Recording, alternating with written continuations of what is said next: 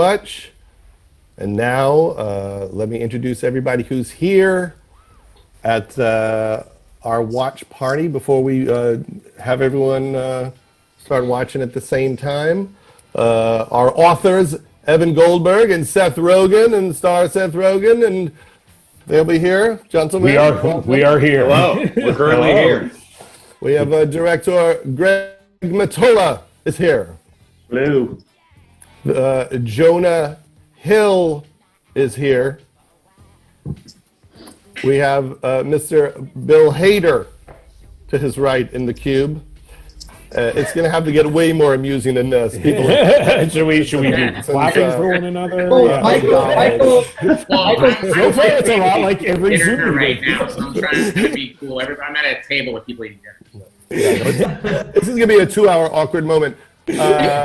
Martha McIsaac is here. Yay. Emma Stone with a Wisconsin shirt. Michael Cera has the best lighting here. Thank you. Chris Mintz-Plasse. Hello, Chris.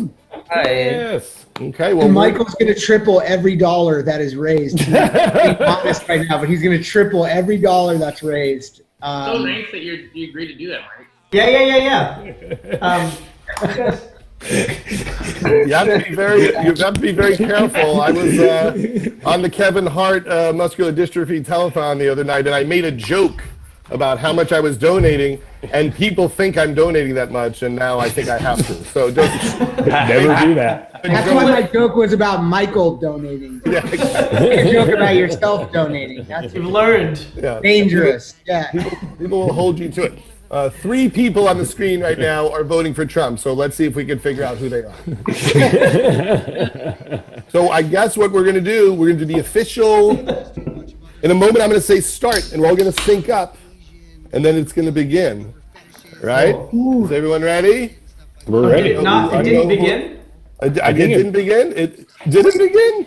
Is it happening? I think it's happening. It already happened. I It's been on for a while. They're just watching it. We're in the second act. Movie's already on. A lot of people consider the first 5 minutes pretty inconsequential. Exactly. The Happy Days people handled this so much better than us. Do we need some volume from the movie? You can read it. No, you can read it if you want to know what's that. Yeah, you can. It's kind of shocking to read. Seth, I have a funny story about this opening. Should Yeah. I pick it off? I don't know why I picked it off. But Seth and I went to the Oscars this year, and I went to the restroom next to Joel Cohen, and he was appreciative of the shout out that you guys wrote at the opening of the screenplay. That really contrasts with my experience meeting Joel Cohen, where he barely glanced up from his chicken to toss me a hand. Well, those are pretty comparable stories. Yeah, exactly. This mostly sounds like a testament to the chicken. Where was it? Yeah, exactly. It was the Sony commissary, and it's very good chicken. They did have good chicken. They I think did. he was into it. Kookaroo, well, obviously. Yeah, you don't want to meet your heroes. I asked Sacha Baron Cohen to introduce me to Martin Scorsese at an event, and I was so excited, and he just went, "Hey." That was it. That's all I got. Hey. Sometimes it's better that way. Chris, how have you been? Sometimes you meet your heroes and they're great. I remember knowing who Judd was from the Larry Sanders Show and from Heavyweight. Oh shit! I'm trying my best. I'm trying my best here, guys. I'm doing everything I can to make this a. Jonah, try not to mention any HBO properties. Yeah, they have not condoned this. I'm just trying my best here to tell You're some doing fun great. stories. Now, Seth and Evan you guys started writing this when you were 13, right? Yeah, Well- this scene. Oh, Judd, you didn't know that? Judd, you didn't know that? I can freshen it up. I can make it seem like Yeah, I haven't heard it before. Oh, Yeah.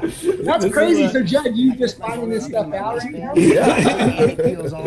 you guys wrote this when you were 12? we prepared answers for all this stuff. I'm hearing it too. Now I'm hearing it too much. I don't know. If that's Yes, a problem. somebody is really riding that fader. It was better when I didn't hear it. Yeah, how do we mute this? Yeah, this scene is highly representative of how we would go to the 7-Eleven across the street from our high school every morning and basically like perv out on magazines that were available there. Yeah, I think it was around the time Maxim like kind of came into Yes, being. it was the launch of Maxim, I would say. Which, as the men we've grown up to be, I'm disgusted at the fact that that was what we did, but it was what happened. Exactly. It is what it is. And then, Evan, you were on the cover of Maxim just a short couple of years.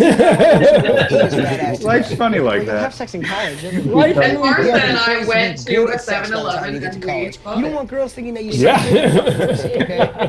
I still think And you perved out over it. and we moved out. Something I think is funny about this scene, I guess the whole movie, but really this scene is flirting with you and stuff. when we all kind of lived, Look at when Jules' we were dating hanging record, at, okay? like when She we would did a hang dating out remix. He's had a after, six-pack right since, after like, the movie kindergarten. came out, like Michael and I's Jason routine Stone, was he looks just to like hang fucking out. Zach Morris. And we would Matt just like Moore. walk Matt around Moore and is the have sweetest guy conversations ever. together. And then once the movie came out, I think it was people like feeling like they walked into a film or something like that. Like people would just bug out because Michael and I were just shooting the shit, like doing dumb jokes, Yeah, and but that guy's a fucking Yeah. but we were together and they had just seen this film. So I think it was. It is shocking for people when they see you with a famous person that you are associated with cinematically. Yeah, but I actually get it. Like that must be really weird. Yeah. If you were like watching this movie and then you saw the two guys from the movie having a similar conversation, you'd be like, that's strange. Breaking the fifth wall. Some women pride themselves on their Blows your dictating mind. abilities. It's how I see it's how I feel when I see Bill murdering people. The fucked up which, thing is, I actually do. Okay, if some woman tried to copy me on my dick giving abilities, I'd be I have sorry. only seen this movie. I saw this movie at a preview screening, What? like a Did you couple hear him months having before a it big came out with ground party on Emma Saturday? and her mom. And my mom, yeah. And we sat in the back, and that is the last time I saw this. So I am kind of like going. Like, The volume for Bill. He needs to hear. what's going on with these kids? These kids seem like they're in trouble. What's going on? It's really No, it's like sad I know second the viewing. King's Speech better than I know Superbad. But yeah, that screening was really cool, Emma. Remember we were kind of in the back of like the Avco going like, whoa. It was so much fun.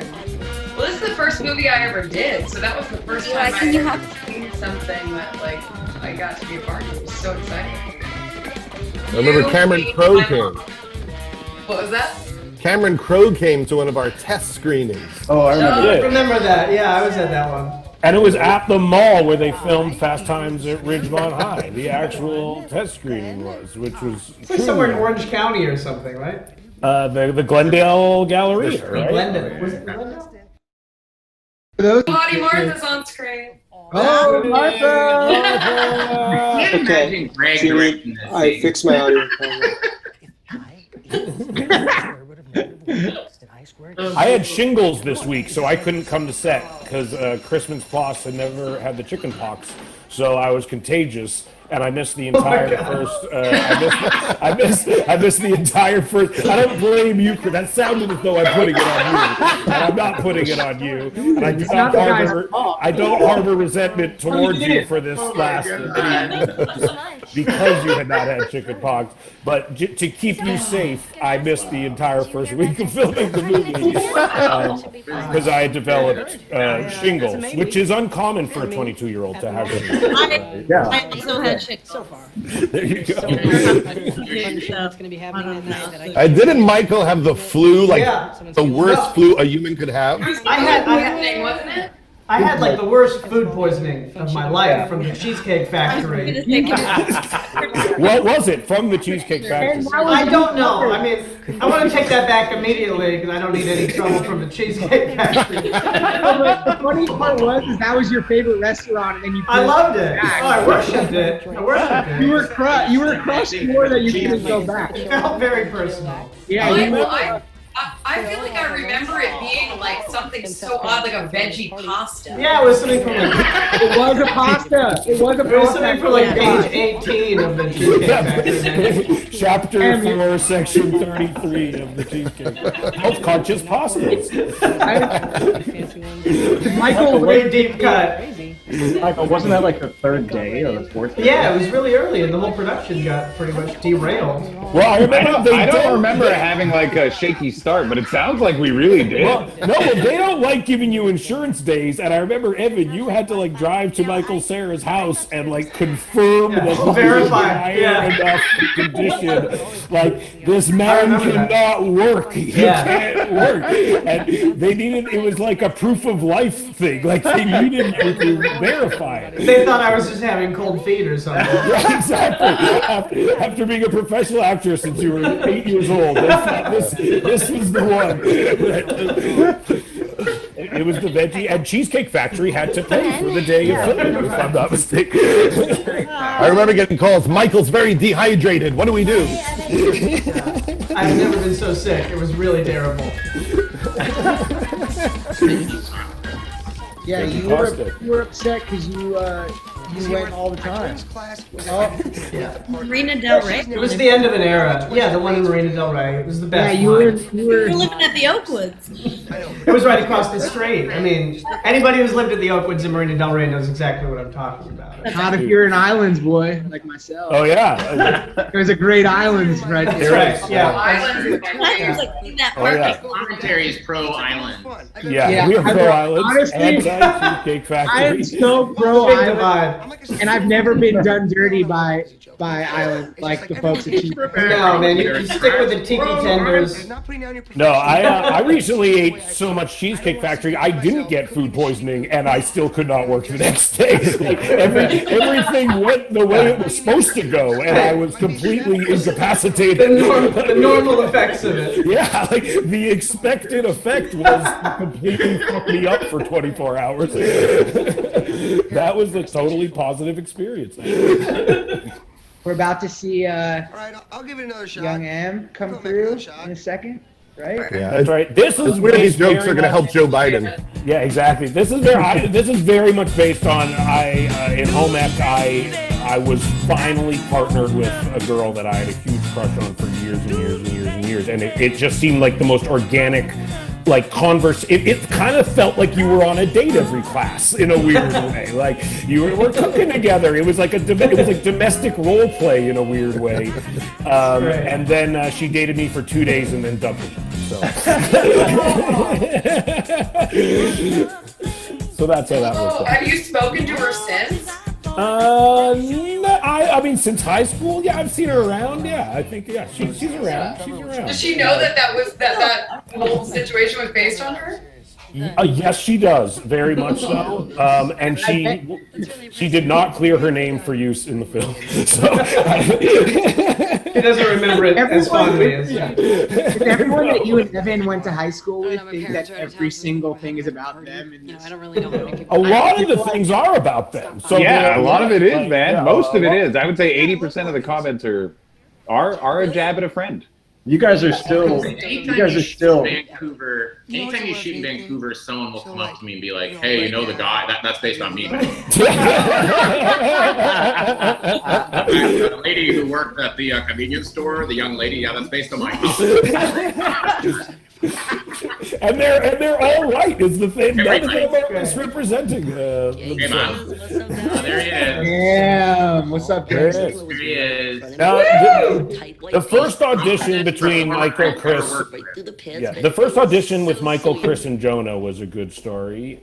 Chris, how do you remember that happening? No, apparently I was terrified because I had never auditioned for anything in my life. I brought the script for you guys to sign because I didn't know it part. Yeah, you did. I actually remember that. That's amazing. That actually won me over. I'm like, oh, this guy's a huge fan of mine. How do I not? Perfect. I kind of blacked out in there, but apparently I shit talked Jonah in the audition, and as soon as I left, I walked out so happy and elated, like, like, oh my God, I have like, a great story. And on the other side of the door, Jonah's like, don't cast that guy. I remember that clearly because everybody who came in to read for McLovin would play it very subservient and stuff. And then you came in like with nothing to lose, and we're just like, fuck you, man. And we were all like, whoa! And then I just remember we're all on top of Sunset Gower smoking. Jonah going, you hired that guy. That's like, the more you say that, the more we're gonna hire. I know. He was fucking up my shit. He was stepping all over my lines. He kept arguing back. Jonah, thank you for helping me get the part then, I guess.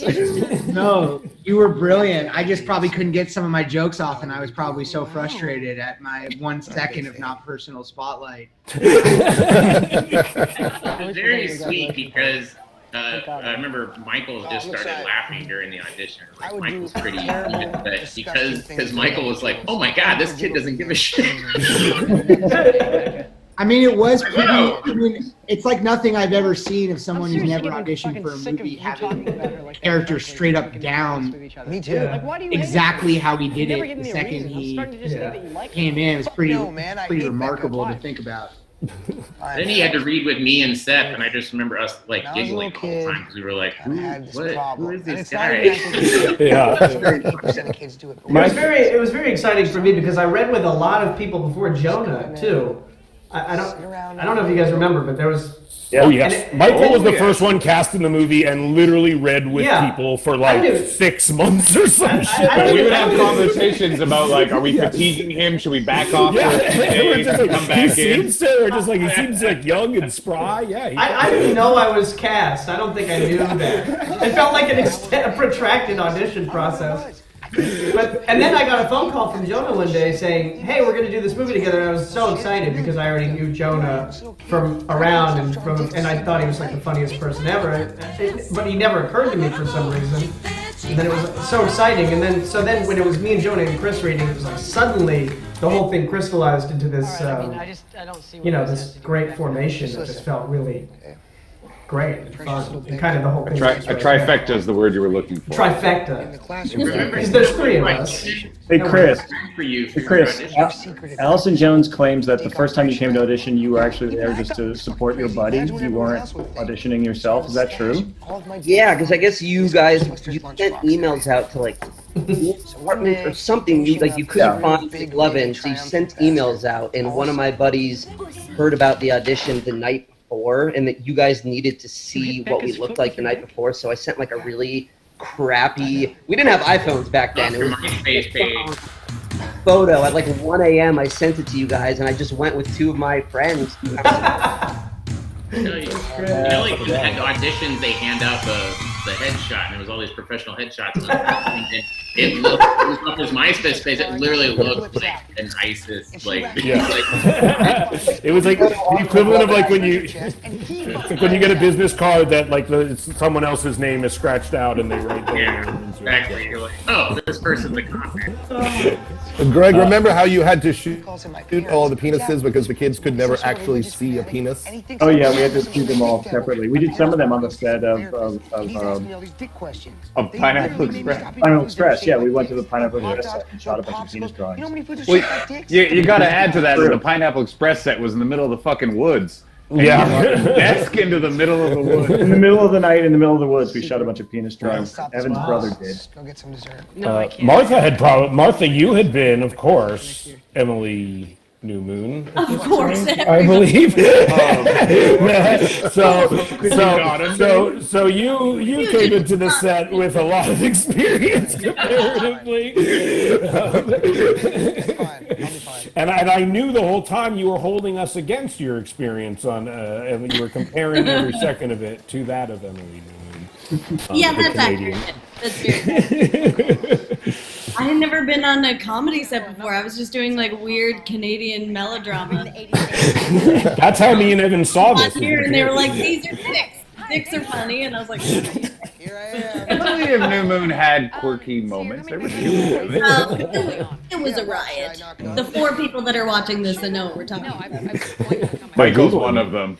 You said something earlier about like a fake ID or something, right? I was terrified this day. I think this was like the first day Judd came. I think this might have been early, if I'm remembering. There was a dark mood. It was I remember how hard it was to figure out what shirt to put on Jonah. What's the T-shirt for the whole movie?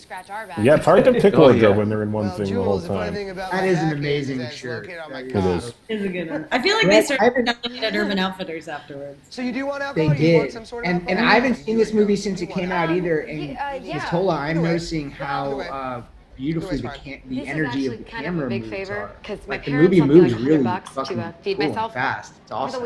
Thanks. Also, the first thing shot on Thought I'd video. spend it on, extra drinks. Yeah. That's also Yeah, it was on where I was like, oh, this is Really video. nice. I don't think I've ever. But you got to remind people how much people thought that was a shitty idea back then. Okay. Oh, People yeah. really didn't think video was going to work out well. Greg really started proving. No, they liked it. And one time, Janusz Kaminski told me he thinks Superbad is one of the best looking digital movies that was ever shot. Wow. And that's your. I didn't know that. That's awesome.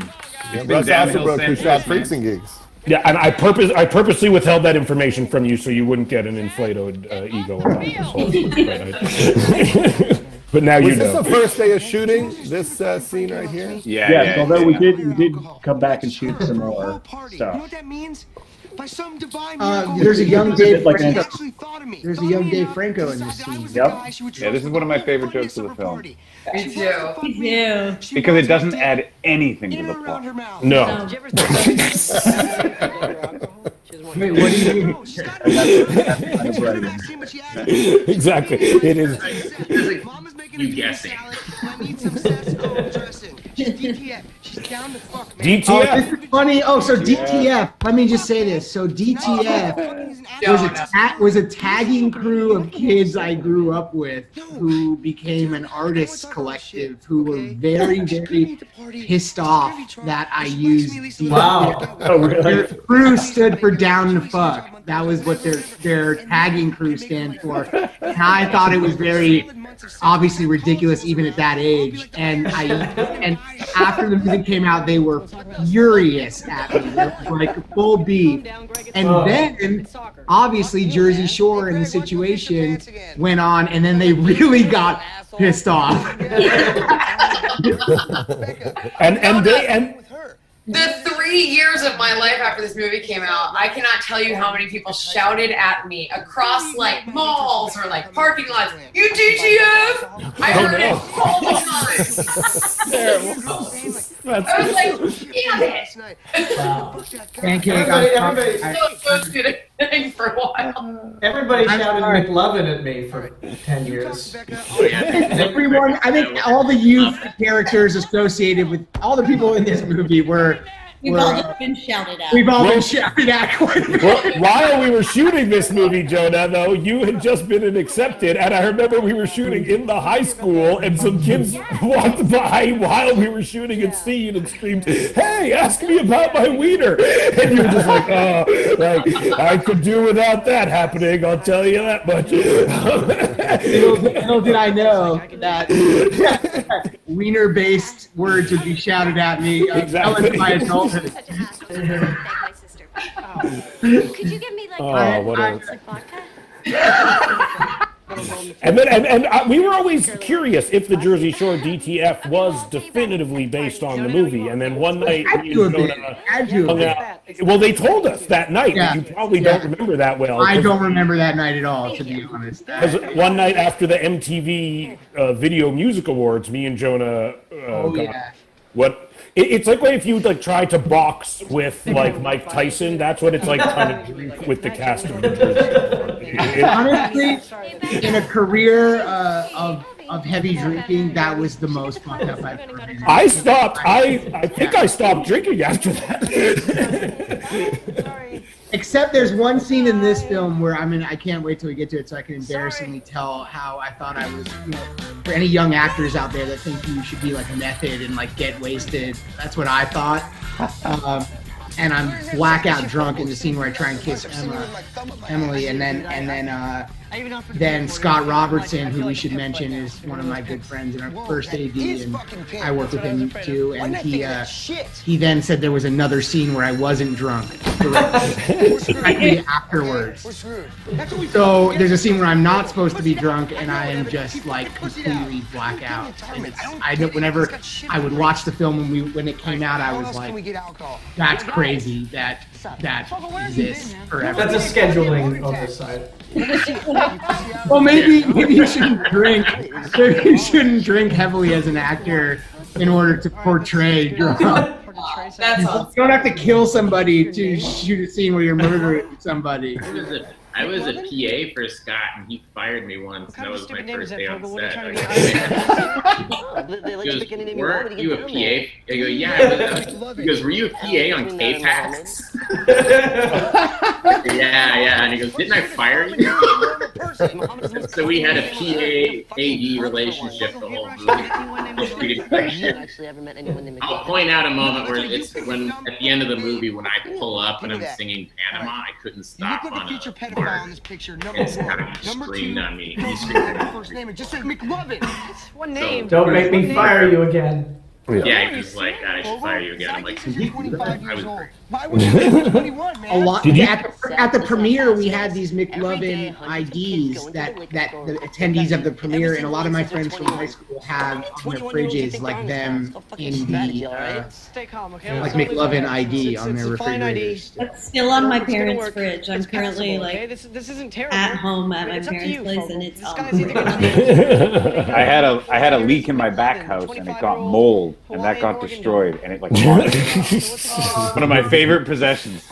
A true disaster. I'll send you the one from my parents' house. We had the greatest. We had a prom rap party. So like under the sea. El Cid.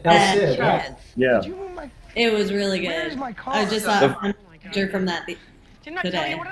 Yeah, I was gonna say too. The photos from that are like the funny. Like every photo is awesome from that event. I mean, because you're not. I think I have a Polaroid of like me and Em and I look dressed up, but you and Michael for some reason don't look dressed up, and Em and I are.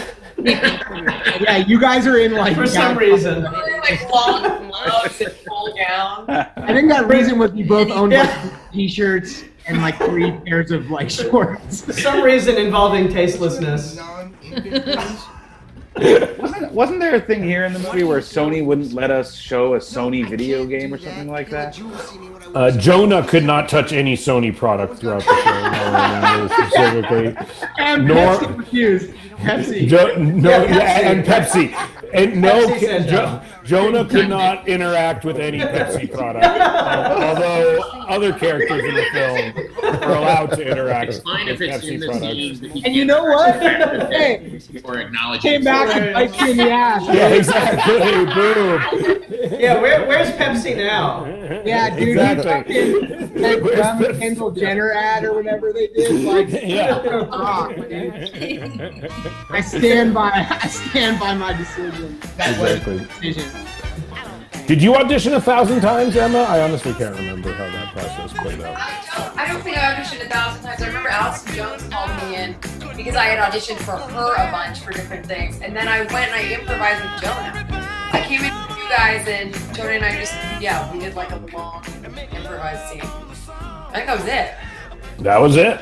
Sometimes it just works. No, I think I went to a table read before I was cast. Didn't I? And Joni, you were reading like different parts. Yeah, I read Joe Latruglio's part. Yeah. Oh, and I read the set? Yes, it was early on. It was so early. Yeah, I aged out of the role eventually. Yeah, I remember. Yeah, Emma, and you guys read those roles, and I think Martin read the Christmas Plus role. Maybe I want to say. I can't remember honestly. Martin, it might have been Martin. Yeah. I don't know, or Michael Cera. I honestly don't remember. I don't think I was there. Wasn't Michael. Man, he's gonna hear you. Just be quiet. Well, we did that reading way back at Superbad 4 or 5 years earlier. The first with reading. me and Jason Segel. Yeah. And Kyle Gass and David Krumholtz. Yeah. With the cops. That was the real late 90s version of the movie. There's a photo from this day where, because my throat gets slit, and I have the throat Oh. of me, Shauna Robertson, who we should shout out, who's our Yeah. homie, produced the movies, the best, and then and Stormy Daniels for some reason was there that day. And Shauna sent me the picture of me, Shauna, and Stormy Daniels with my throat completely slit. I wish I had it here. Dude, it's the most fucked up picture. In the Oh. Fantastic Voyage? No. No, she was not in the Fantastic Voyage. I don't know why she was there. She was like at the premiere or something. It might have been a behind the For coming scenes. to set because that's all I heard about when I showed up. It might have been. I think we were meeting with her for a behind-the-scenes feature from Pineapple Express. But we haven't shot that movie yet. Yeah, but I think we were talking to her about doing that on that set. Maybe. She was a big part of our world for many years. I remember that they did a prank on Seth.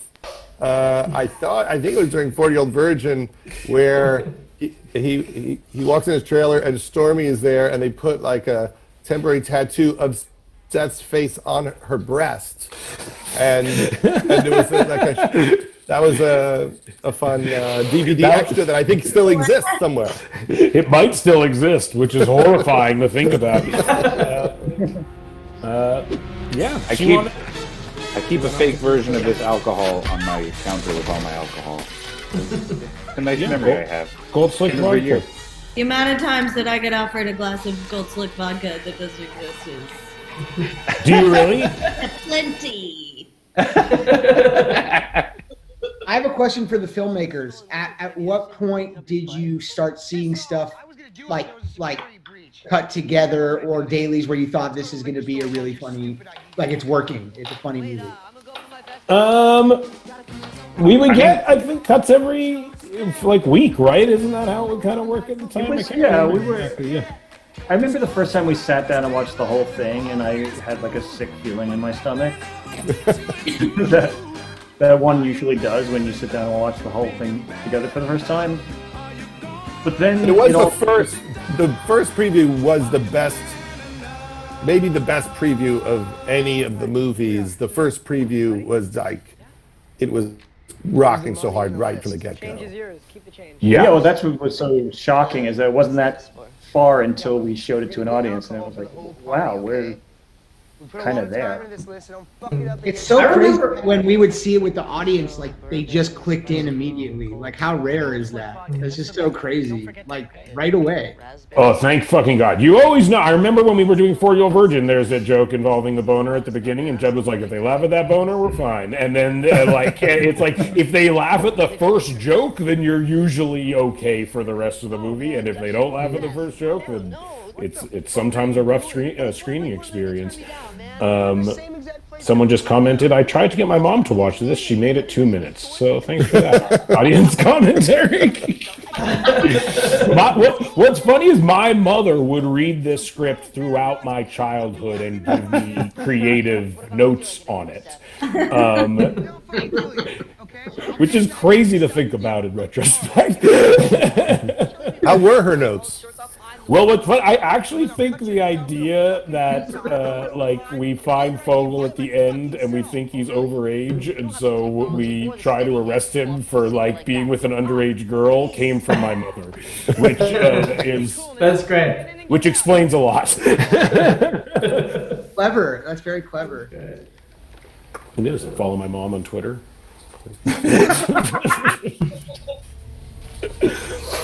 Well, people, it took forever to get someone to want to make it, and so we added another producer on to that we thought would have more pull to help us get it made, and then he got a job as the head of Paramount Pictures, and we thought, well, now we're definitely going to get it made. And then the first thing he did as the head of Paramount Pictures was tell us he's not making the movie. Yeah. Would you like to name? Can you name that person? Would you like to name that? No, he's a. Yeah. He's a nice man. He's a nice reason guy. We're not mad at him. We usually are mad at those people, but it all worked out. But we won't call him out. No. A lot of He knows. He knows. He's watching. Robert I was giving you a Evans. chance to speak. Definitely watching. He works for Pepsi now. Yeah. and Cheesecake Factory. He spent a little time at Cheesecake Factory. Pepsi rep at the Cheesecake Factory. Pepsi jacket on at home. I was going to say, I remember watching dailies like every day. You know, when we would eat lunch, there was a dailies truck, which was an amazing place. You'd step in there. It was like a little theater, and we would watch the stuff from yesterday, and it was really exciting. I mean, it made me feel really excited about the work you're doing, and we would all laugh together and kind of start seeing the movie. That was a very unique experience. I remember people saying that it was weird that they all were allowed to see it and that they never got to see any footage until like way after, and we just all thought that was insane. I'll never understand why people like keep it away. Some actors like to not see any of it. I get that. It was fun. It was fun. I don't. Do they still do that with the little theater in the trailer? Well, no one does anything now. That would be a poisonous a death trap. But Did you do that, Judd? Bill? Anybody? Daily trailer. I think we all We stopped. don't have a trailer. We don't have a trailer. No. it eventually became the place everyone would take a nap because you're all kind of tired at lunch, and it was always like dark and kind of warm in there, and I feel like everyone would fall asleep. Well, also the elephant in the room is you can never see what you were eating, and then we'd all have our phones, and we would try to eat, and it was very problematic, and then you go hungry back to set. I remember on 4-Year-Old Virgin, I was there 1 day or 2 days, I guess, and then the first day, Judd and Seth, we broke for lunch, and they were like, "Do you want to come eat lunch in the Dailies trailer?" And I was like, "Sure." I had no idea what it was. For people watching, it's literally a movie theater inside of a truck. Mm-hmm. And Oh, cool. I was watching the dailies, which are just like raw footage of Steve Carell getting his chest waxed. Oh yeah. And I was like, whoa. I was like, this is like a new kind of awesome comedy. And it was really cool. It was like one of those like really cool moments from my youth that I'll cherish. You're like, is this what movies are? You just Yeah. rip flesh off of people? It was just so awesome. It was just And so Steve cool. was like, "Let me never do anything like this ever again." Total is But- 96.59. She was great. She was great. She could roll with everything. She was so good. Wait, so Martha, was this your first movie too? So I how did did TV in Canada, but not anything close to this level. so When I Martha? first working in the States, I was just like, what is life down here? This is weird. Oh, Martha, I have a funny story with us where I had a full taxi driver moment by accident where you didn't know anybody and we went to see a movie and we saw a movie at the New Art and it was about X-ray. It was a documentary about X-ray films. And like it was full taxi driver. Like I was like, yeah, go to LA, I'll take you to go see a movie. And we went into the New Art, which is like so sketchy anyway. And it was just like full penetration within like 3 seconds of the documentary. Like, look, people watch these movies. Where are you going? I tried to be smart and take you to a documentary. And that's when I knew we were going to be friends. I know, and then it was like, we luckily laughed about it and knew we did both. It was Yeah, great. like one day I looked over at you and I was like, oh, he's uncomfortable. Okay, this is all right.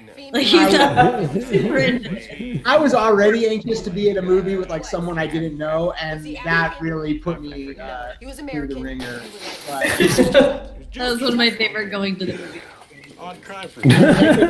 we saw the Who one night. Remember when we saw the Who and they refused to play their hits?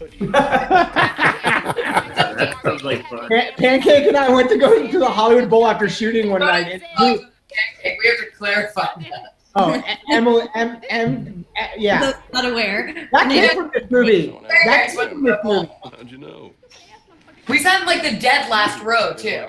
Yeah, we sat at the top of the Hollywood Bowl, and the Who was like, "Don't worry, we're playing all new stuff." All new stuff. You all came for none of our hits. Like, None of her. Finally, I'm curious. Here's what we've been up to. And when we say new stuff, we mean in the past year and a half, not like new 15 years. But we're the police. But Em and I call each other pancake or falafel, which came from us joking around one day while shooting this film. I pancake this anymore. I didn't even know you could get arrested for this shit. And it's stuck for however many years this How long has it been? We did this in 2006. The money, man. Fuck. How much money can you get? Why are you talking about money, man? That's What about nuts. Yeah, 14 years. I lost $100. We got a question. Bill and Seth, did you go to cop school to portray your character? Did you go to Me cop and Bill Oh, actually did go. question. We went on a police ride along in what South is Central. still one of the most genuinely terrifying experiences of my entire life because of We were terrified, and because of the cop. I was shooting the movie Hot Rod at the time, and I had like extensions in my hair, so I looked like Michael J. Fox in The Hard Way. And so I come in with a ponytail on, and it's like, here's these two actors in South Central Station. And the cops were like, oh, this is going to be a blast. And the guy pulled up in front of a house with like all these dudes out front, remember? Yeah. He rolled down the window and he went, hey, fellas, where's the love? Yeah, it's Like, don't, like... it's like, don't fuck with people. Like, and I remember, like, genuine Seth. I don't know. Like, they're friends. You know? It was horrible. I remember, like, yeah, very early on, he's like, should I become incapacitated? This is the car number. If you have to, like, we were like, what are we doing here? And I remember, like, me and you whispering in the back seat, just like, it's a cop. Like, we don't need to be doing this. Like, why are we doing this? Like, perfect cops. Yeah. End of watch or something. That's really what it was. And he thought we were going to be with him like all night, like on a whole shift. And after like an hour and a half, we were like, I think we're good. Like, I think we got this. I think we understand. Calling like, Judd, and he was like, oh, is it fun? I remember being jealous and thinking it was going to be fun, which is a really stupid we thought. We went to the shooting range. Yeah. We did. It's like you guys were prepping. You're trying to prep for Bad Lieutenant. I remember they gave Chris this giant flashlight on the front of it, and Chris could barely hold it up, and the guy worked there got behind him like miniature. And I remember got behind him, and Chris was like. I think I got excited when I started holding it upwards, and all of you were like, no! No. And our producer, Shauna Robertson, every bullet that got shot, she jumped up and down every single time. The whole time Dude, we gotta shout out Joe Latruglio right now. Oh, Yeah, oh my God, man. Swinging, dude. He's on the planet. So funny. Fucking this shit, when we were making the movie, I was like, this is the funniest shit in this movie. But Yeah. Well, it's like, Sure. So effortlessly funny. I also got to give it up to his wardrobe in this moment. yeah. Just killer. It is a good wardrobe. You remember where we did those things that was like, Man, this it was isn't an enough extra when you're feature 6 thing years set old. where we were just pulling, it was like, We better figure something We had people in the cop car. Yeah. and remember Joe, and we didn't know what they were going to do, it was all improvised. Joe got in naked, I can get you out. Yes. and we were like, your first thing you go, well, you know why we picked you up, Francis?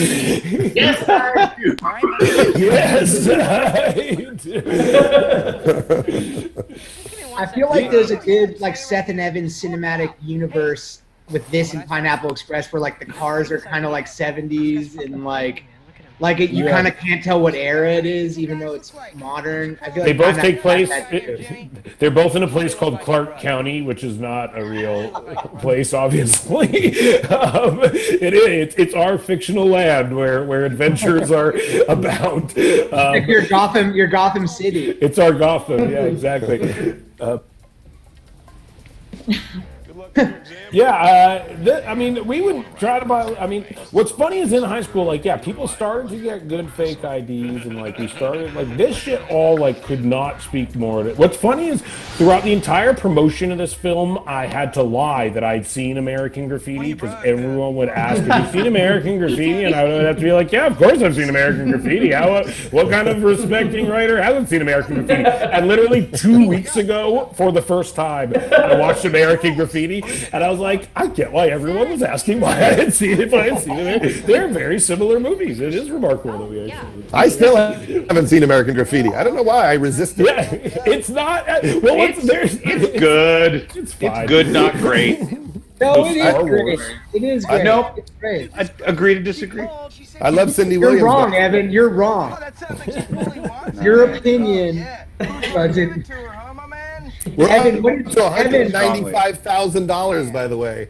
So Great. everybody. And Michael's tripling that, so we have that. too. Was it? Yeah, we were going to It's talk tripling, about that. yeah. Evan, what was this surreal for you to see this whole experience come together? Because I always saw it all coming. I knew this was going to happen from the get-go. Since I was about 6 or 7, I just had this vision. Meeting this other Jew, going to America, meeting this other Jew, meeting a few other Jews and a bunch of Canadians. I always. So I think it's pretty funny that your brother did all those dick drawings and he's a lawyer. Oh, it's the best. And every now and then, like for charity or something, I'll be like, I need you to do this dick. And he'll be like, oh, give me 3 weeks. I got a big case right now. I'll get to it soon. 3 weeks. No, to get over the legal case. And then he gets to it and does it one night. Oh, I see. Yeah, He needs dicks. My brother still does it. He does it. Just ask. Huh? Sorry, Martha. I saw somebody once and they came up and they were like, look what I just got. And I was like, what? And they were like, look at my tattoo. And it was just a huge dick drawing from the movie. Like, leg was just And that person is the current president of the United States. Isn't this funny? Yeah. I know you, Marty. This is funny. So there's not everything bad about it. Yeah. Very nearly an That's assault. his one good quality. One of the weird things about people like asking what's real and not is people are like, and the cops? Like, of course that didn't happen. Yeah, exactly.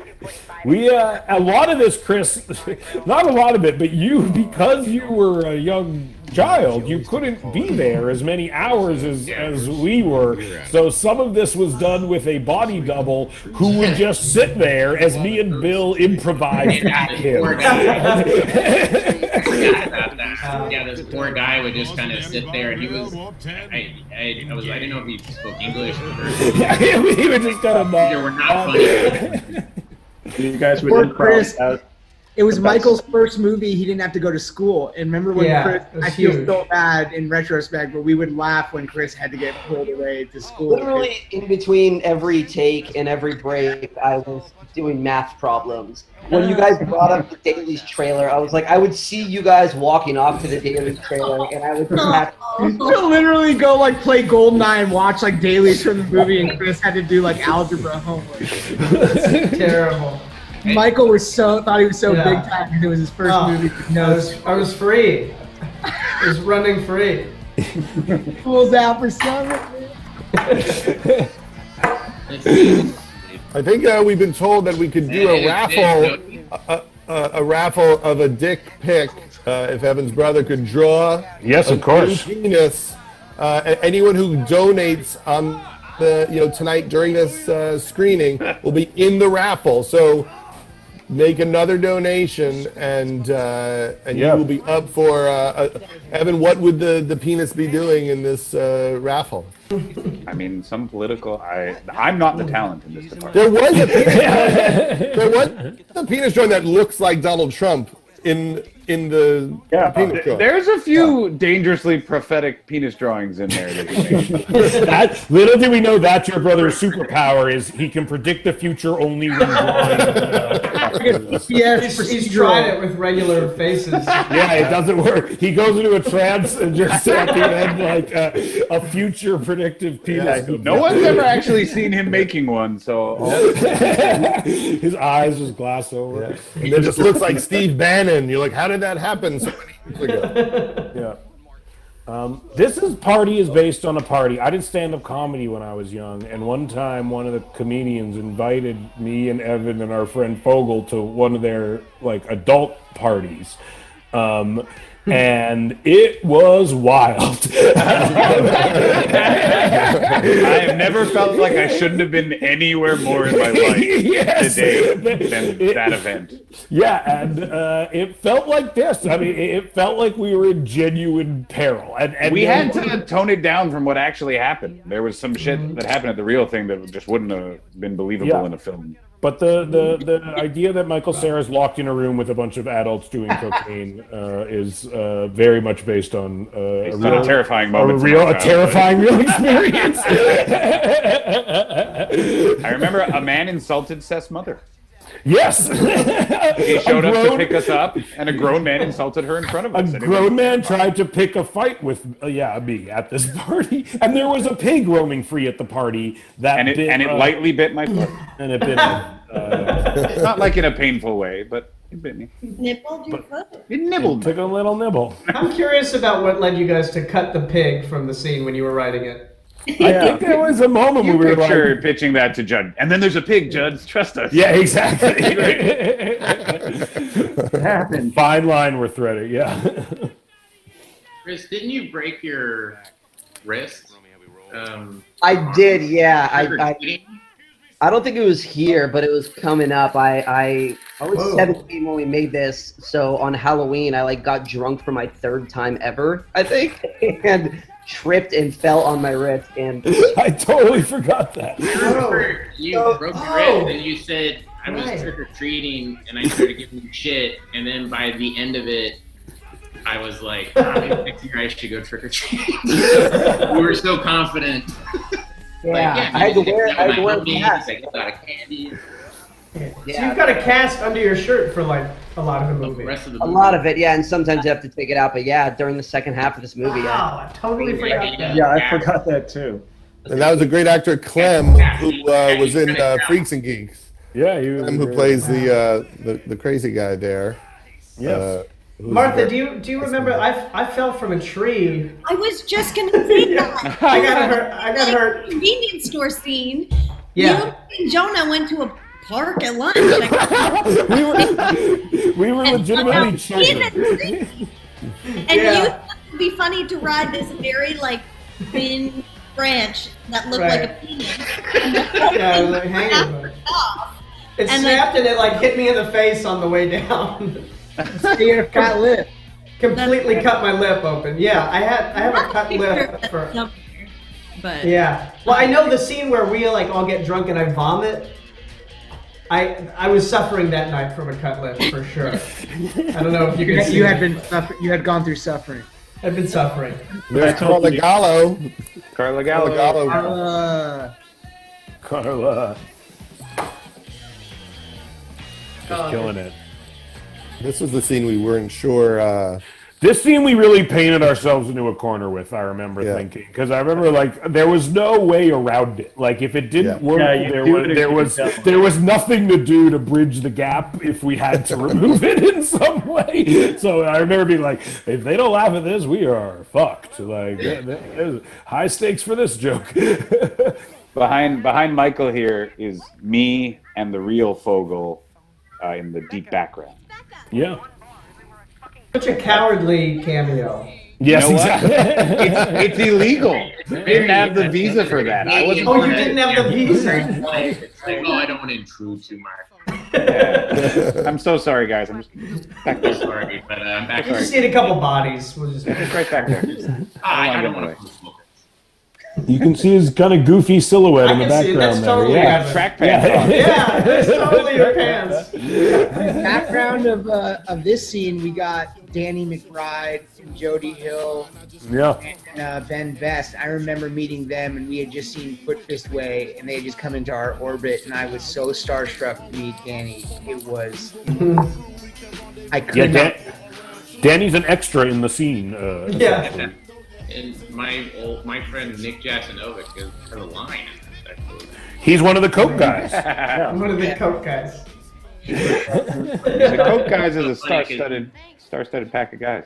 And then Greg and my friend Kevin Bresnahan's also in this scene. Yeah. Great actor. Kevin's great in this movie. Yeah. I remember when Kevin. So there's a moment where. Oh God, I know what you're about to say, Michael. He got like the bottle cut him. Yeah. Right? Yeah. Yeah, he was very upset. He was very upset. As he should have been.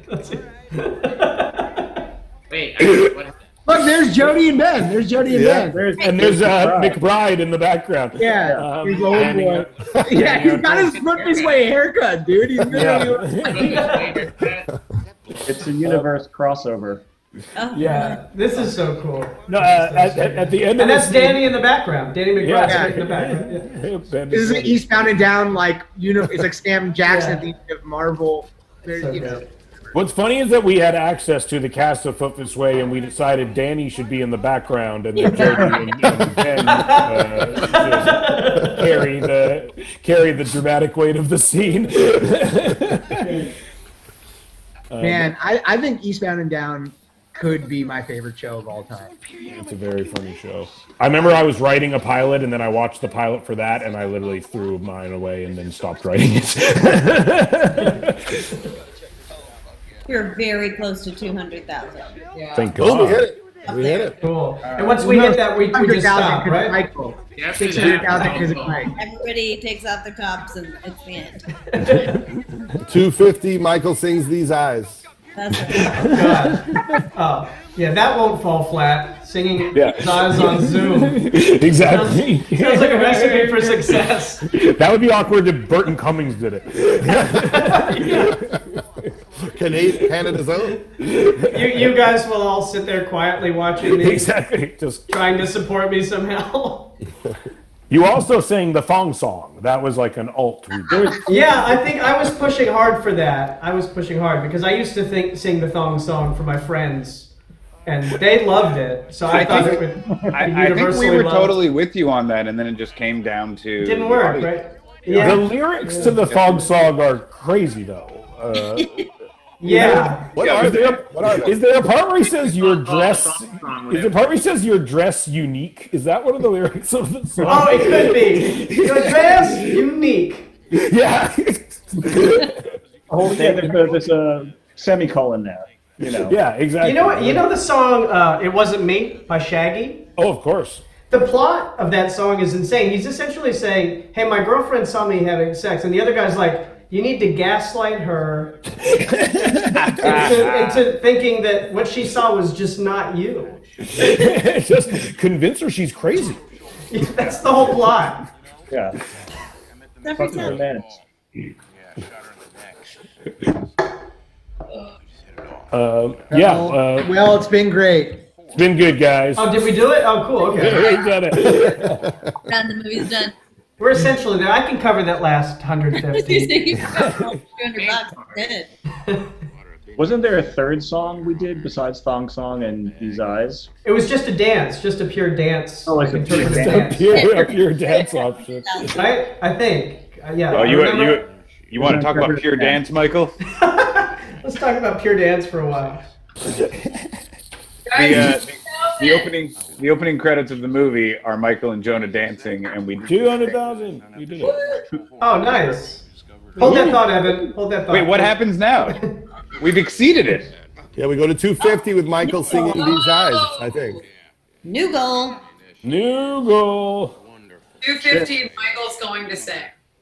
It has to happen. We'll back him All up. right. Sure, I'll do it. I'll do it. And We want to remind everyone to vote. Like, make sure you're organized to vote. A lot of people, it's complicated. You know, you got your forms and you got to fill them out and you got to check your judges. It's hard to pick a judge. I find it's hard to pick a judge or a local I find it easy. alderman. Comptroller. Yeah. I think Judd was the one who came up with These Eyes. Isn't that correct? Wasn't that your idea? I love the Burton Cummings. I love it. I like the idea of Michael singing the fast parts. Yeah. It's, The breakdown. Yeah, the yeah. break. I don't. I The have no scat. The regrets. scat section. It really makes me laugh. Yeah, what happens? The thing Michael was referring to is an actor had a fake beer bottle thrown at his head, and I remember him really going into deep conversation with the stunt coordinator, like, "This is not going to hurt me, right?" And the guy's like, "No, boy bottle won't hurt." He's like, "I just concerned that it's going to hurt. Like, promise, it's going to hurt. Breakaway, it's going to be fine." And then on the first take, they said action, and the stunt guy threw the bottle right at his head, and the corner just pinked off his forehead, and blood started to dribble down his head. And with a look of rage, he turned to, I think, whoever was beside him and said, "I'm bleeding, aren't I?" Yeah. To which we all... Is it bad? Is it bad? And then he was informed that take was not good, and we actually had to continue throwing bottles at his forehead. Focus was soft. We got to do it again. You're not supposed to bleed. Don't bleed Can you try it without bleeding? Yeah. Yeah, and he was a good friend of mine, so that helps. Still friends. Yeah. He's a great dude, great actor. Yeah, he is. He's a great guy. Guys, I'm prepping for a colonoscopy tomorrow, so I'm gonna have to get up a lot. Oh, geez. Is that true? No. You said, yeah, you're a good actor. You should You really sold it. Why did you not do this? Oh, there he is. And there's Nick Jasinovic next to him. David Krumholtz there. Our good friend David. Powerhouse. Musa. Martin Starr. Dude, Martin looks dope there. Martin looks so good. Martin works a pork pie hat like nobody. But he just like his whole vibe there is just a good look for him, like the beard and the No. No. I know the hat. I know you. Kevin. Krumholtz, so funny. Yeah. He's Jimmy's brother, the guy. There's a running gag that you look like someone named Jimmy's brother, and throughout the years, people have asked me what that is about. I have no answer for them. But a lot of people ask me questions about the movie I wish I had better answers for. That's become a recurring theme in my life over the last 14 years. Is people really, they read into this shit. Someone recently was like, about me and you, Bill, they were like, "Are you guys talking about how good Revenge of the Sith is because you know he's underage and that he wouldn't understand references to the original Star Wars?" And I said, no. That's not at all. That's not at all what we're doing. I have a question for Chris, which is, like, while you were shooting it, having this brand new cool experience, did you at all realize like that your character would become this kind of like famous character, or the movie would be whatever, or any of that stuff? No, I mean, absolutely not. I mean, like, even after filming, I had to go back to my senior year of school, so it never felt real. Like, I thought the movie was going to come out and make a couple bucks and then, like, go away. Like, I had no idea of what could happen now. That must have been insane. And now I'll be wearing my mask out in public and still get called McLovin 14 years later. What a hell you live in. No, it's well, it's a testament to your brilliant performance. I honestly, I say I've never worked with someone who was so confident. Like, Chris was confident, just like, yeah, I'm good. We can turn around. Yeah. I'm like, where the fuck did this come from? No, it's Are you sure you don't want another one? He was like, no. Yeah. He would just be so psyched about the snacks and all that, like all the time. That was the most. They got Starburst over there. Man, I'm gonna bring some of my house. I remember me and you, Bill, spent a whole day convincing Chris that the movie Short Circuit was real. It was a documentary. Yeah, that it was based on. Yeah, that it was based on fact. I remember you going. You guys really committed to that. Well, it was a weird thing because he didn't know what Short Circuit was, I don't think. So we were like, yeah, no, it's Well, we had been talking about it all day. Yeah, well, we'd been talking about it, and finally he was like, "What are you guys talking about?" And we were like, "This movie Short Circuit," and he's like, "What is it?" And I think as a joke, one of us just said it's a documentary, and he went, "Oh, really?" And then we were like, "Oh, I think we could convince him that it's a documentary." It went from being really funny to like maybe slightly dangerous. Yeah, exactly. Yeah. And you're like, yeah, there's this guy, Steve Gutenberg was an actor, and he stopped being an actor and became a doctor. He was like, are you serious? Man, I gotta check this out. Oh. And then we told Michael and Jonah about it, and then they did it. I just have an image of Michael coming over to me going like, yeah, that's no bullshit. Like, he fully believes it. Yeah. Jay Leno show on like opening weekend, and they broke the news to me that it's a real movie on the Tonight Show with Jay Leno. What? Are you serious? Wait, what happened? So there's footage of your whole world collapsing. You remember Like, just like, I didn't know what it was in the first place. I remember being on Jay Leno. Dude, I remember being on Jay Leno. I actually, all my memories are really funny from like when the movie was coming out and Michael, Chris, and I were traveling like together. Like those were. That was really fun. I remember a bit about Cokie the Dragon. Oh my god! In Atlanta, because we drove by the Coke factory. Do I remember? I think about it all the time. It was the dumbest thing. You know, it's like one of those things where you do a bit. I do it a lot. You just drag it into the ground, and it's just not fun anymore. And our driver, poor guy, who was just like, please stop. Okay, so we were driving in Atlanta. We were doing press in Atlanta, and we drove by the Coca-Cola factory, and we were just delirious. And for some reason, Bill was like, I don't even know why we thought a dragon. What was it? How did it happen? I don't know how it happened. The dragon that guarded the Cokes. It was like a dragon guarded all the Cokes, and his name was Cokie, and it set a guy on fire, and the guy who was now on fire spoke with an electronic voice. Yeah, that's right. The electronic voice, yeah. He wasn't mad at him or anything. He's like, he understood. No. I worked with Cokie for so long. And you're not supposed to. You were not supposed to look at Cokie, and that was the mistake he made. Yeah, that was it. That was it. That was it because Right, so I did the one thing I shouldn't have done. Oh shit! I'm looking at Cokie. Yeah, that's And then, no joke, we almost died in a car accident. Immediately after.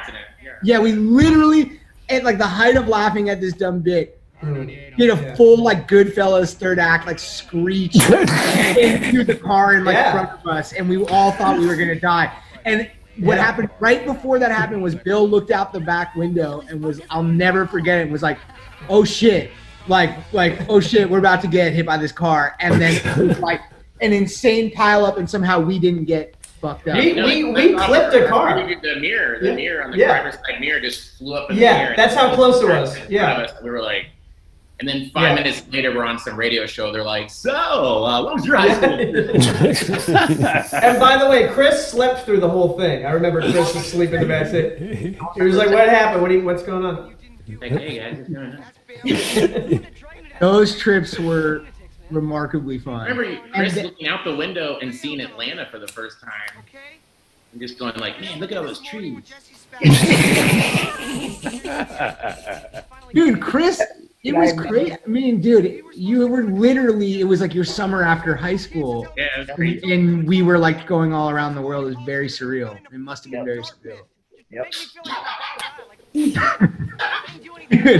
All right, dude. Can I just say in Florida, do you remember there was like when you were on a press tour and they're like, okay, this is so-and-so. She's going to help you out. If you need anything, go to her or whatever. And like we told Chris, like ask her to get like something crazy, and I forgot what it was. And just seeing Chris like whisper in her ear, it was like it's something we're never gonna do, but we're like ask her for drugs and just see her ear, and the look on this woman's face of like, oh, what do I do?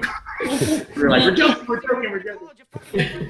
Dude, I feel Chris was like our brother. I've since apologized to Chris, but I was definitely like a bullyish big brother to Chris on this trip, and I regret it deeply because he's such a lovely guy. Oh, dude, that was the dynamic. It worked. It was all good. It worked. He respects a comedic dynamic. As long as you're terribly regretful, it's all good. Oh, I love Chris, and those memories are like some of my best memories. When we went to fucking Spain. And the craziest thing was it was called like Super Horny or something like that. they fucking had an actress dubbing Emily's voice, and on the poster was the Spanish famous actress that dubbed her voice, and Michael and I have seen her legs like looking like her. It was a woman who wasn't in the movie. Yeah. Right, Michael? Never appears in the movie. Just not M. And it's terrible. The poster of the movie is me and Jonah like this, like, and then it says super horny underneath. It's so awful that we're just like these little perverts in the Spanish version. I'm like the Natalie Portman of Spain, who just her voice and like put her on the poster. Oh, That's wonderful. Dude. And Michael meeting his voice twin, his yeah, David. I'm still in touch with him. His name was David in Italy. And he was like, "You are the first of my actors I have ever met. I have voiced Elijah Wood since Radio Flyer."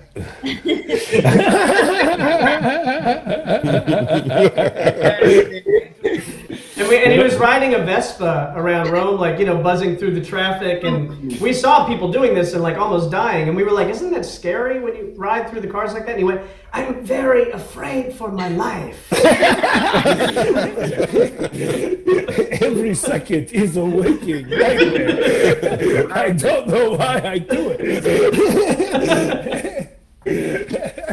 Holy shit, man. There's so many funny stories from that trip. Like when the ghost haunted you, Michael, and you asked the ghost passive aggressively to leave you alone. Yeah. At the Del Coronado, the famously haunted hotel. And Michael got haunted. We watched a video about how it was haunted in my room, and then Michael went to sleep, and then the phone kept ringing, and it was the ghost, and Michael was like, "No, I want to unplug the phone so it's ringing, but I also need it for a wake-up call." I said that out loud. Aggressively asking the ghost to stop. Yeah, hoping the ghost would overhear me talking to myself and just feel bad. Like, he actually needs the wake-up call. Okay. I guess I should, yeah. Now, Judd, isn't this the same street that the knocked up house is on? That's right. Yeah, that is on In the the same neighborhood street. with the knocked up. And it's very close to where you grew up. It was 117 degrees that one day where we shot. Yes. The opening sequence. Oh, remember during Knocked Up when there was an ice cream truck and it was Joey Botafuco's? That's right. And the ice cream truck? Yes. Yeah. I do remember that. It was Joey Botafuco. I couldn't have been more sure you were all punking me that there was an elaborate prank when you started saying that. I thought it was the most absurd concept. No, it was true. Joey Buttafuoco owned a Hollywood movie set ice cream truck.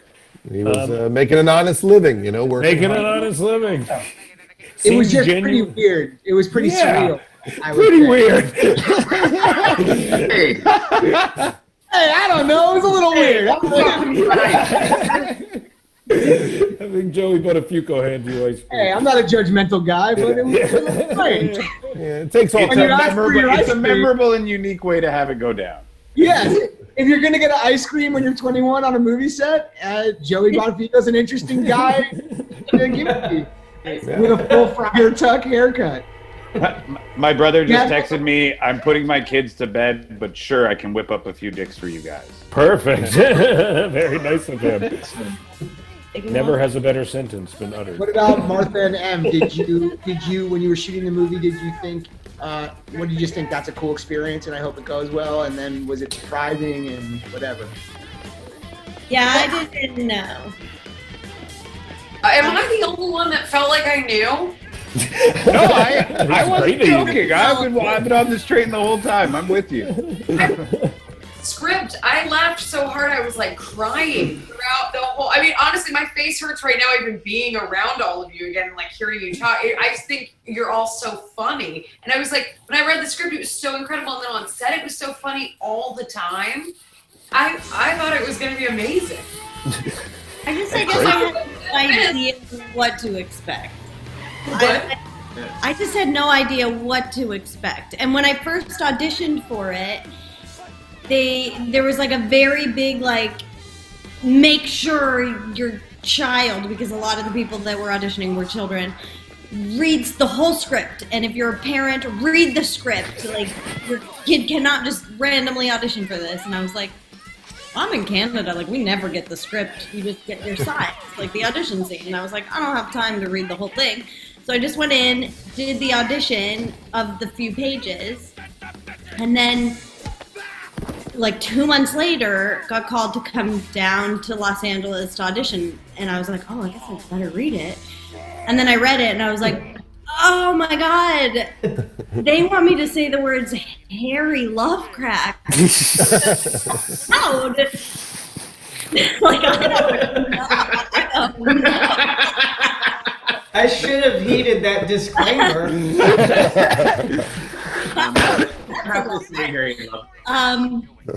And then I got the part and was like, I guess I just have to say that and hope the parents don't mind. And then on set, I said the line, which was, we'll just say it here right now, but it was Harry Lovecraft. Okay? Oh, now you can't get enough of saying it. Evan, you came up to me and you were like, Martha, people won't like you as a person if they hear you say that. You can't say that line. And I was like, I agree. I don't want to say that line out loud. My parents are going to watch this, and also, ugh. But no, I didn't know that it was going to be a hilarious movie. I was like, I'm going to say this weird line in the movie. And then I watched it and was like, oh, this is very funny. We just got a message. Joe Biden said, please stop saying that.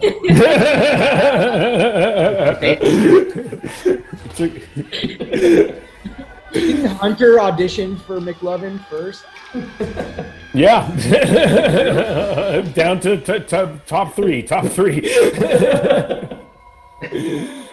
I remember this was a big deal because it involved visual effects. Yeah, that bottle was CG. That was like a huge thing for us at the time. I was also sick that there was a bus on a soundstage. Yeah, we were very impressed that we were on a bus on a soundstage using CG. Like we're making Star Wars. You made it. This was a reshoot. This was a reshoot, which, like, in retrospect, is so weird because it's such like how badly did we fuck up whatever was here before to have to do? Yeah, this is pretty boilerplate kind of scene. Yeah, it's just like shoe leather. Hey, isn't that shoe leather? I think that is the night that we did the long dancing, right, Evan? I'm just having a flashback looking at that. I think we went from there to a soundstage and just danced for hours. Yeah, so the opening credits are Michael and Jonah dancing, and I believe Chris jumps in there at some point too. Do you? I don't know. No. No, just Michael and Jonah, and it was just Michael and me were convinced that if we filmed him dancing for 4 hours, we would find a very good purpose for it later. Well, I think it was like Blu-rays. It was like the advent of Blu-rays. We wanted the menu of the Blu-ray. Yeah, that's right. Repeat itself. Yeah. And so I remember we asked. Oh, I remember it was based on the Alan Partridge DVD had him playing with that. We were like, what if it wasn't on a loop? What if it never stopped? Like, what if you happened to leave the menu on for 4 hours? You're like, you would slowly realize it never repeated itself. And then we found out technologically that wouldn't work, but we filmed it. Way too much data to put on a menu. Way too much. 4 hours worth of. And then our editor, Scott, figured out, one of the editors, the assistant editor, Scott, figured out that we could use it for the opening credits, and it worked well enough that we brought Jonah in and did it again. And we have now wonderful opening credits. We'll never forget. Yeah, Scott and I talked about everything should look like it was a effect that could have been done only in the 70s. Like nothing could look all that good. It all had to look like rotoscope from 1973. And he totally nailed that. And I'll give you guys props, like tons of movies did that old Columbia or old Universal logo thing after this movie, and you guys were the first. We did it. We found out that legally you're allowed to use the old logos of the studio, and they can't contractually stop you. Ooh, there. My brother drew this penis just now on the fly. and also he texted me saying, my kids really want to know what I'm doing right now. I'm going to explain this. Don't tell them. That's hilarious, man. It says with a penis like this. They vote on the balls or something like that. Yeah, it says USA, USA. David does not know what's happening here politically. No, he's very confused. We're here for a He's reason. calling. He's calling. He's using his medium like. Exactly.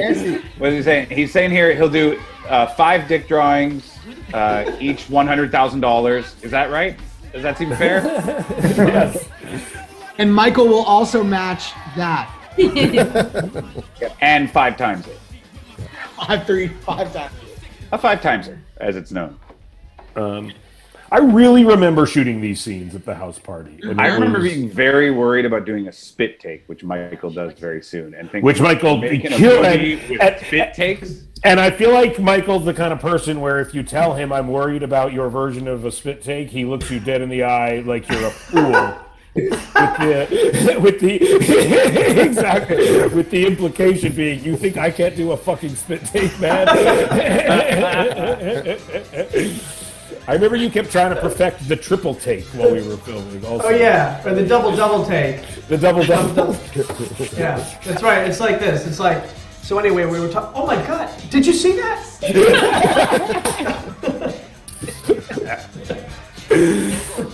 You perfected it.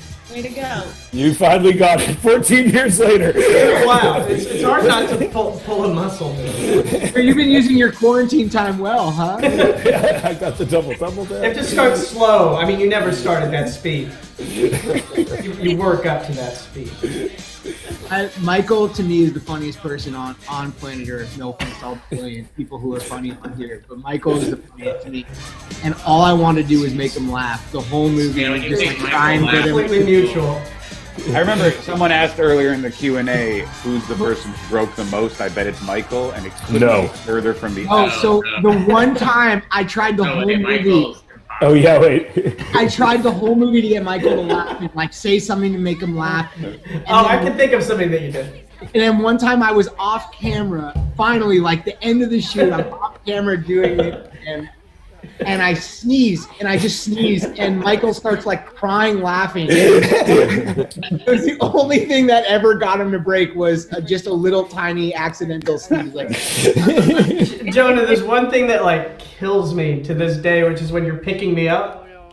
When I'm drunk and you're carrying me and you pick me up off the ground and you do the noise of the grape stomp lady. You know, the grape, yeah. Oh, stop! Oh, stop! I still, whenever YouTube videos myself and my castmates are watching at the time, I still sneak in. Got to. Like inside jokes in the scene to try and make them laugh. It's very special, especially watching the movie and hearing that. That is funny. But you didn't laugh at the time. You only laughed when I said because he doesn't break. Evan was passed out drunk. In real life? The character of Evan Goldberg. What a time, huh? This was right next to. This was right near OJ's house. I remember when we were shooting out, right? OJ who? Oh, yeah, you're right. Oh, my friend or OJ, not the OJ you're thinking of. Yeah.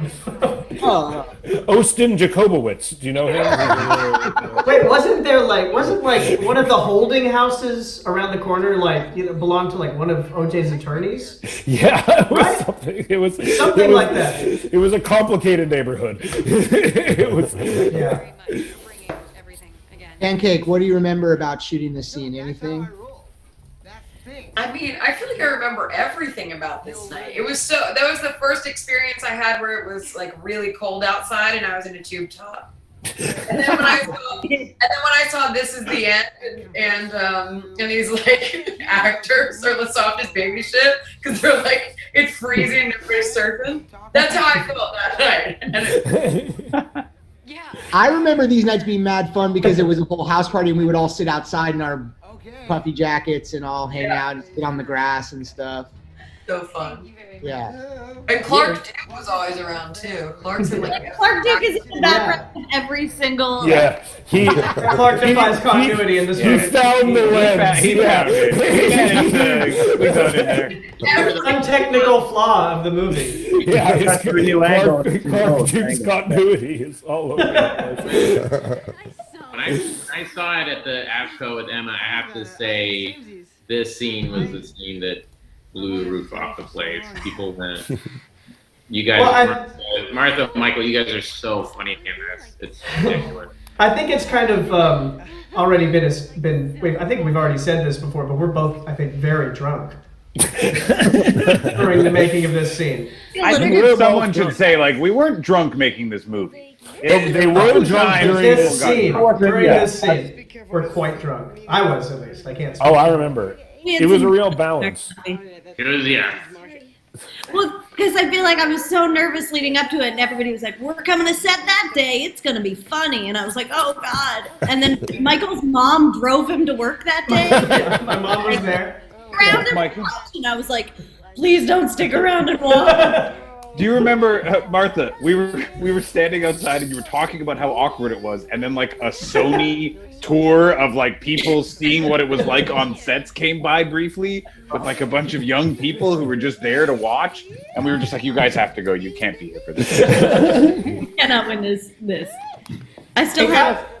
One of my top favorite lines of the whole movie is coming up, which is the blow jam, which I think is one of the top lines of the whole film.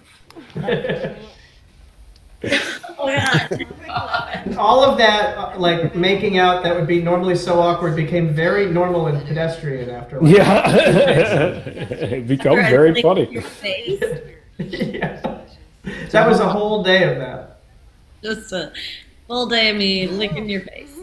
It helped being drunk, I think, unlike some horribly cheap orange flavored vodka. Yeah, and Jonah, this is the scene that you were drunk for, and then had more to shoot afterwards, if I recall, right? Yeah. If you can't tell, I'm... Got to be professional like Michael and I. Just drunk Yeah. scene. You can't have a sober scene later. Yeah. I Another shooting scene. I was not drunk at all. And it shows. Thank you. And it's no coincidence. Your lights turned out. Exactly.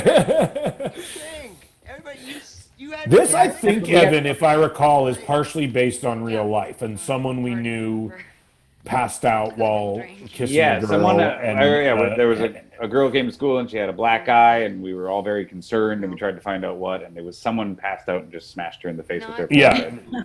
And they thought they were going to kiss her. But yeah, I don't remember the names. Some names, not all. Yeah. But thank you. Well, that would be a bummer. Yeah. Not good. Yeah. Christmas Plus, your mother was present for some of the filming of these sex scenes, if I recall, right? Once again, just being 17 years old, they were like... She legally had to be there. Legally required.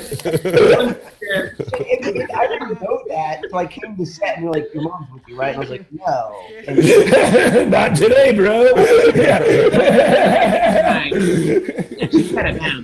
she's only drive an hour to come to set. Also, I legally couldn't be on top of Aviva, who is the actress. I couldn't be shown like thrusting her. You're a child. The cameras in the sex scene are just like just on our faces both times. It makes it even funnier. I very much enjoyed talking with your mother, but I also loved when your dad was on set because he had a love for comic books, and I rarely would find like an adult who would just talk about Captain America with me. At the time. At the time. Now there's time. I just remember your dad had a T-shirt that said the word "wizard." Yeah. My dad still says wizard. Yeah, he probably still has it too. For sure. It's so funny that there's just a penis beside all our heads now. I know. Bigger than any of our heads. No, but what Michael said earlier is so true, that it says "win a penis like this." What's wrong with this one? They're moving as fast as they can. They're like, I don't know, just say "win a penis like this." We gotta go. Again, I'm not joking. My brother's putting his kids to bed. He did the best he could. This is what he could win about. It's like this, don't it? Right. I remember like one of the first weekends it came out, someone recognized me and like chased me to my car and slammed on my window. "I got a boner, I got a boner, I got a boner." Which to my brain. Sounds like a fucking nightmare, dude. It was intense. It was very intense. Once again, I'm I'm 17 years old. Stop screaming, you have a boner at me. and I was 17 years old. Reiterate.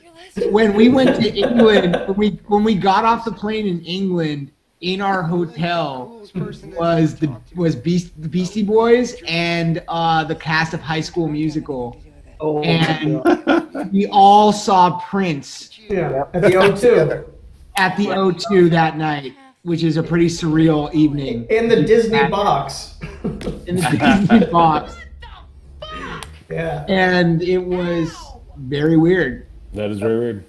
I remember we got kicked out of our own. We got kicked out of our own premiere after party at the Roosevelt Hotel. Oh, really? For that. Yeah, we were like there. I mean, we were young also as well. So I understand why they believed we should not have been there, probably doing the things they were doing. But we were physically removed from the after party of the premiere at like 4 a.m. or something. I think they made the right choice looking back on it. Yeah. And I assume he won't buy that. I have a very distinct memory, Chris, of me and you smoking a joint with Ben Harper at like 4 a.m. And I don't think you knew who he was, to be totally honest. I was there. I don't know. Didn't we do There's Clark. We tried to stay up late, and we all went to go see The Prestige at the Grove. I was not party to that. You guys went to see The Prestige, and that's when Jonah and I went to see Marie Antoinette at the same time. Yeah. We all went to Standard Deli. Wow. We had class. We had a little bit of class. You had a little bit of class. Let them eat cake, guys. And we were dressed up as the characters from Yeah, we were like, Sophia Coppola cosplay. Excuse me. As long as we were all at the Grove, everything's cool. No, remember the night the movie came out, Evan got an 80s limo from the 80s, but it broke down. It kept breaking down like on the way to the Grove, remember? It only broke down twice. It didn't keep breaking. It broke down on the left turn into the Grove, which was terrifying, if you remember. I was gone. I remember me and you, Joe, we were promoting Knocked Up overseas when the movie came out in theaters, I think. I think we were, right? In Deauville, and we were stalking Harold Ramis. We were Yeah, exactly. Yeah, we were meeting.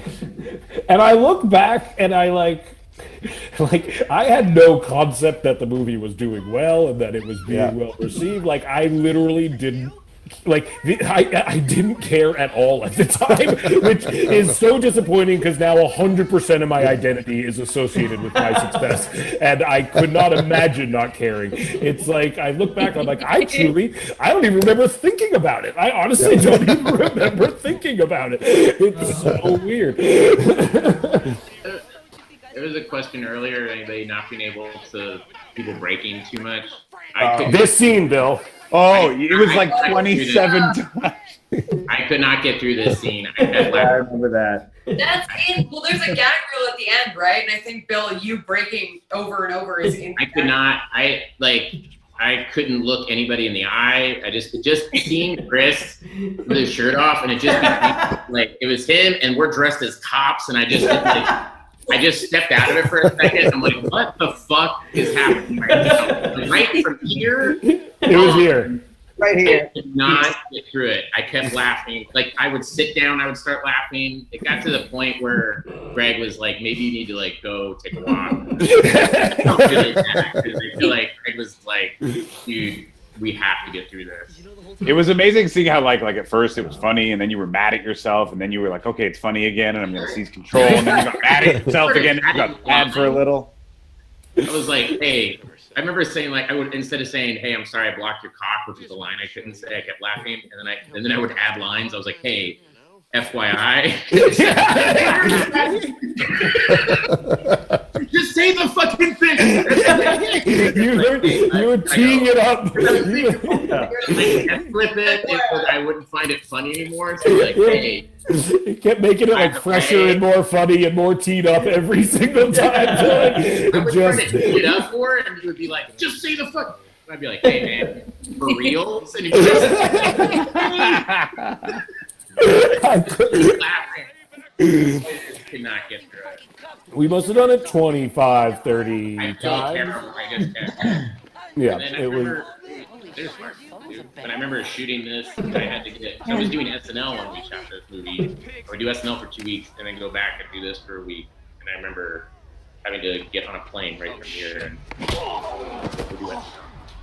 Yo, I saw a sketch, Bill, I've never seen with you're a guy and you're a fireman, and Adam Levine like steals your girlfriend, but he was your girlfriend for like a week.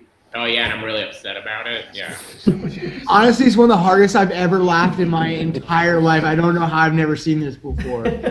Yeah, I don't remember the sketch I'm talking about. Yeah, I'm a very effeminate firefighter who's angry that my ex-girlfriend's with Adam Levine, and I have a full meltdown. And my favorite thing about that is Jim Downey, the SNL writer. He goes, "I don't find that sketch funny, but we called the sketch the Firehouse Incident." Because it's funny because it's needlessly mysterious. And from how I remember, when we met, the way I remember it, Bill, we met on the set of You, Me, and Dupree. My in first Hawaii. paying job. My first like First official job, paying on the table job where I did Me nothing. and Evan, it's a film the Russo brothers directed. They've gone on to become the most successful filmmakers in the history of We were me and Seth were Matt Dillon's best friends. Yeah, where obviously me and Bill Hader played Matt Dillon and Owen Wilson's best friend. Matt Dillon could literally be my father. I am not exaggerating. It was appalling. There was a moment where I was like they are 20 years older than we are, I think.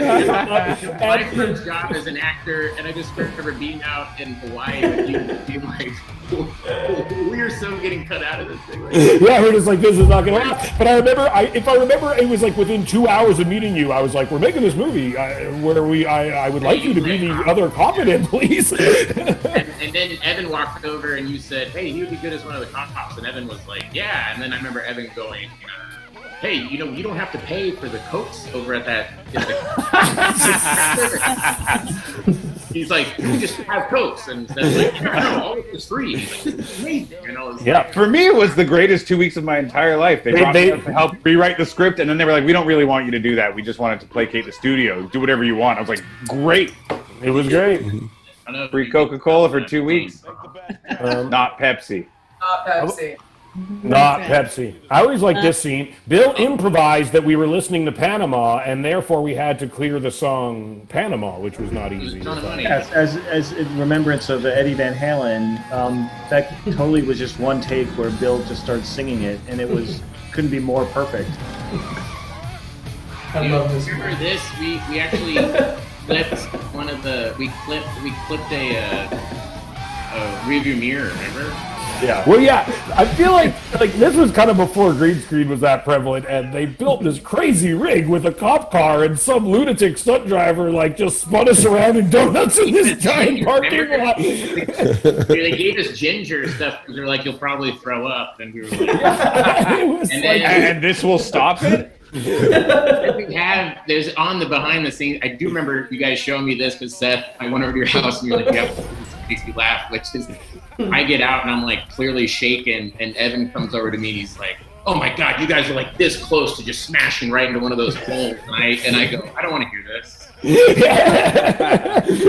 Just completely unamused. I was like, maybe if I said it 2 hours later, it would have settled better. Well, there were a lot of discussions about how we should not put young Christopher Mintz-Plasse in this dangerous situation.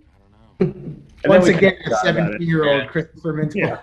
Oh, we said it turns out you can't show him thrusting, but you can show him shooting a gun. Flaming cop car, yeah. That's America. I think Seth and I were like, you should say break yourself, fool.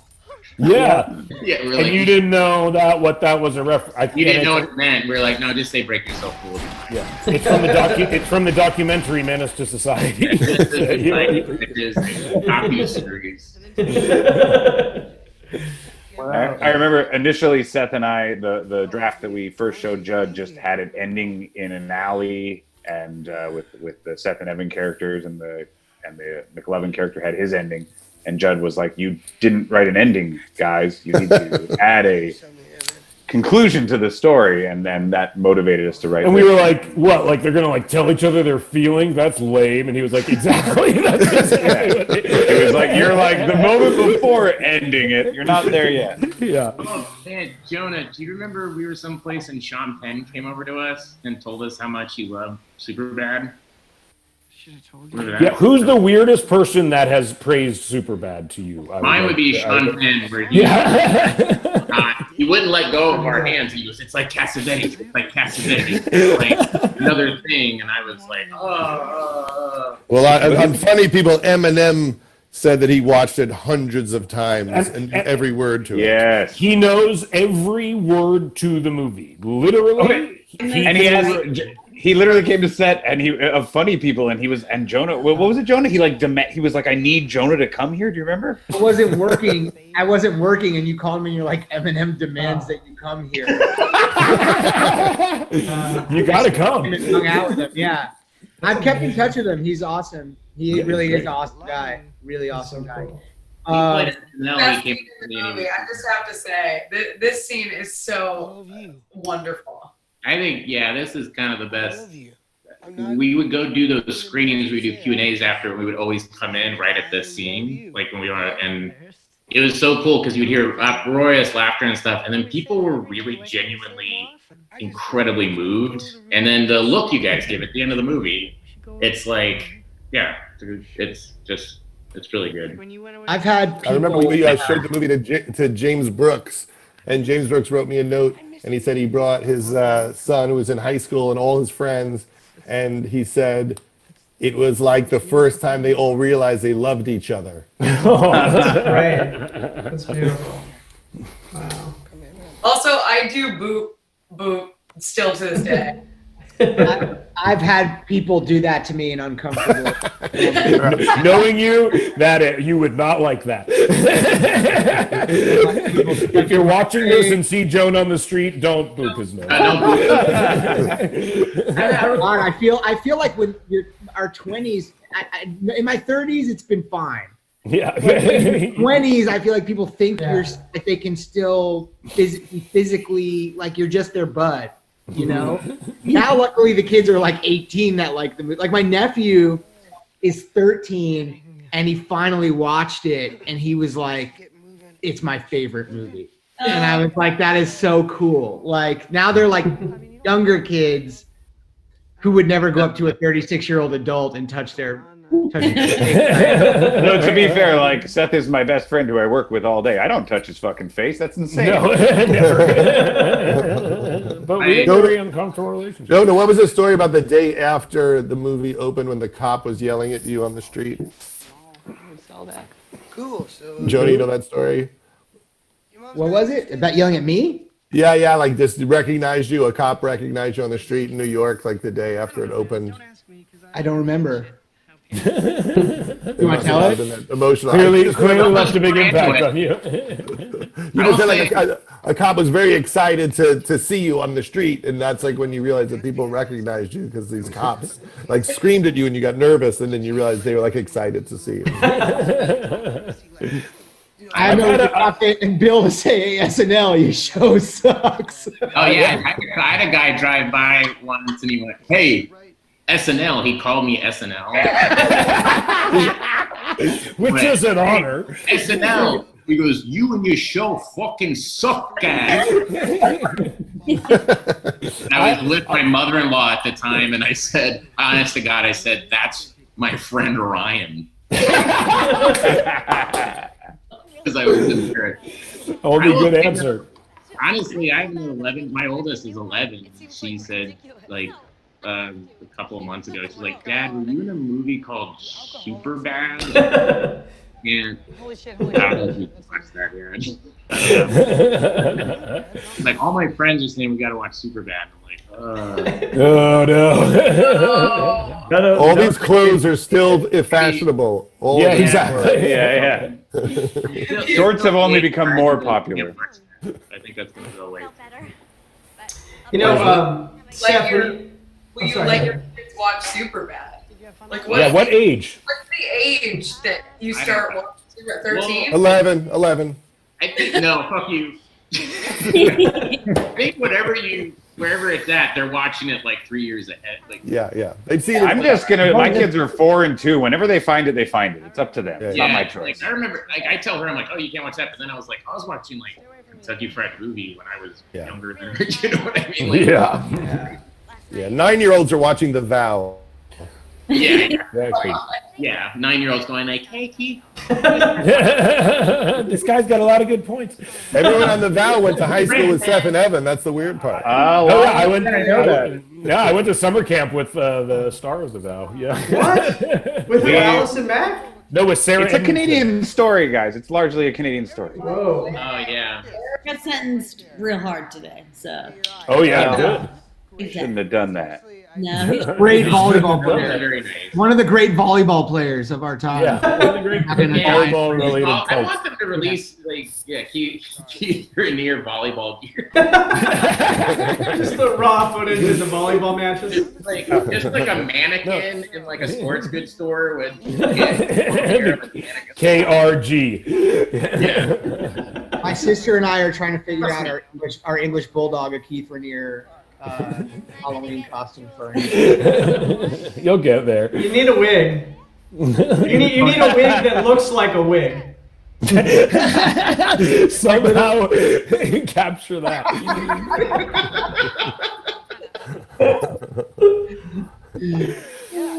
Oh man. Oh, good times, man. Good times. So the moral is show your children the film. I think that's something. Yeah, and there's no age that's too young. No, no when age. did your kids see Superbad? Tomorrow. I'm gonna make him watch it tomorrow. He's one. He's old enough. It's done. Judd, when did Iris and Maud see Superbad? Like, how old were they? Like, made him watch like I don't know. I remember Maud saw Rent at like 7 and never recovered. It scared her. The one she said destroyed her. Seth, you know how you talked about not really having any concept of when the movie came out or whatever?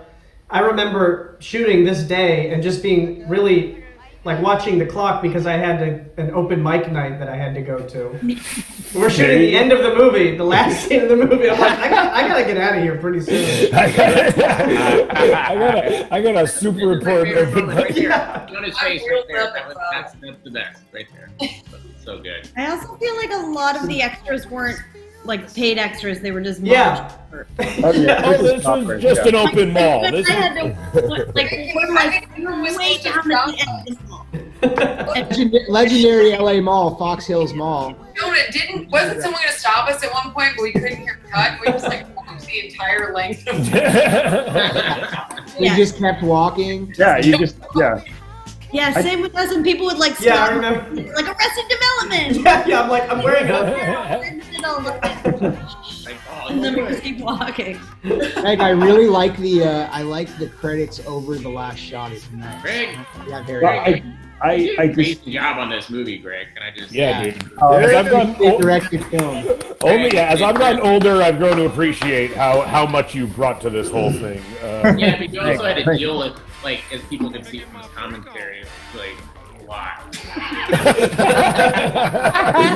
You're very good at managing everybody, but you never felt like, now that I've worked more, I'm like, oh man, I was like working on that. Like, Greg has such a good way. If you don't feel like you're working, you kind of just, it's like, it just flows in this interesting way, and you can kind of fuck up, and it doesn't matter. It's great. You can fuck up like 35 times in a row, and You can be like, oh yeah, no, we've got all day. Get your fucking Yeah, exactly. I'm back at the hotel already. All I can say is the first time I heard the reading of this back in Undeclared, and I saw this last scene, I thought that's the fucking key to the movie, is these two guys leaving each other, is that moment in life where it's never going to be the same again, and that's it. That's the emotional core of this thing. And then I wept. Sweet. I do remember though you were a rock throughout the whole thing, but I remember in the last like week and a half, I noticed you kept like going into your car and driving away and I realized that you were just like having a drink alone somewhere. Yeah. Just to kind of cope with the stress. I remember at that point. too. I remember like Greg's going on one of his drives again, and then finally like we like came with you on one of the drives and just found you like slamming a bottle of tequila in the back of a car as a transpo guy drove you in circles around the block, and he's like, "This is what I've been doing on these drives. It's been I haven't been showing it, but this has been a really stressful experience for me." I was like, I remember being like, "What? This has been stressful for you?" Dad's on one of his drives again. That's driving. Yeah, Daddy's got to go for a drive. I'll be right back. Well, Hey, man. Cool. We've done it. How much We did it. money We did it for America, guys. We did this for America. Everybody out there, you could donate more money if you enjoyed this. We need it to get the word out, to get everybody voting. The stakes couldn't be higher. And tell friends to vote. We need a lot of young people voting. Young people vote at a very low rate. So change that, because then you can change the country. And to you guys, this was a magical moment in time, and I couldn't be more proud of everything that you guys did. It's so special, and it's great to see everybody. And I'm glad you're all doing great and are so happy. And that's it. Take care, everybody. you Take all. care, America. Lots of love, everybody. Love you all. Thank you. Hey, guys. Bye-bye.